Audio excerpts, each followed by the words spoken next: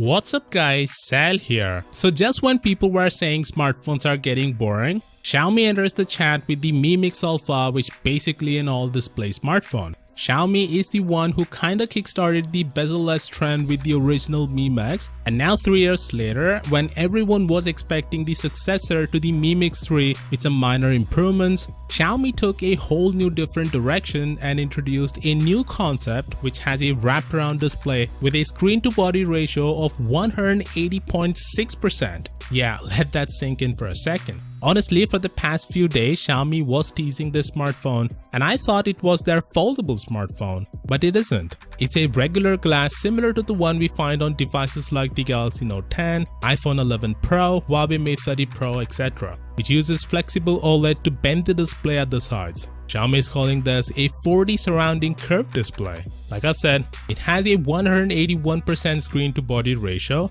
the rest 19% is occupied by small border up top and bottom, and the rear cameras eat some of that screen to body ratio real estate. Speaking of which, the phone has 108 megapixel camera. As we have talked in the past, Samsung is the supplier of this camera, which uses tetracell technology to take full 108 megapixel images in daylight and 427 megapixel images in low light and combine it to form one detailed image. There's a wide angle and telephoto camera present as well. As you can see, there's only one set of cameras on this phone, and if you want to take selfies or make video calls, then you have to flip the phone, which shouldn't be a problem because there's a display at the back as well. All in all, it looks identical to the Huawei's foldable smartphone, the Mate X. But the difference is, the Mi Mix Alpha isn't a foldable smartphone. It still amazes me how fast the technology is evolving. I mean, I knew we would see smartphones that would look like this in the future, but didn't expect that would happen in 2019 itself. To be clear, this is still a concept, which means Xiaomi isn't mass producing it like their other smartphones.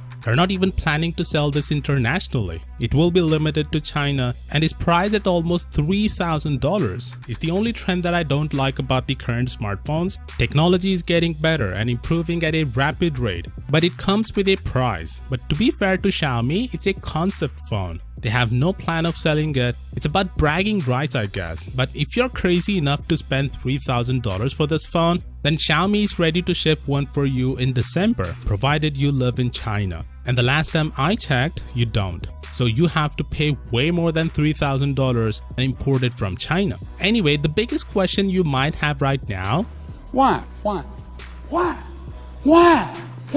Look, I totally understand that it doesn't provide much of value other than the fact that it looks freaking cool. Listen, phones are getting ridiculously expensive to the point that they're not just phones anymore, but a status symbol as well. It reflects your personality, if that makes sense. When I'm buying a car, my top priority is looks, and then comes the rest. Same for the phones as well. When I'm buying a budget or mid-range phone, looks are not really that important. The specs and features are. But when I'm getting a flagship, looks are one of the top priorities before making a purchase. And I'm sure there are millions out there with a similar mindset as well. That's why looks are important, and that's why this phone matters. Phone companies aren't dumb that they are running in a race to increase the screen to body ratio, because they know there's a huge demand for this. And that's the reason this phone exists, and probably more companies would follow suit and come with similar phones as well. One more thing I need to mention is that accidental touches are not going to be a problem, because they can just ignore the side areas with the help of a software, just like Huawei did with the Mate 30 Pro and Samsung does with their flagships. Of course, with that being said, what do you think about this phone? Do let me know down in the comments, and as always, I'll see you all tomorrow. Peace out.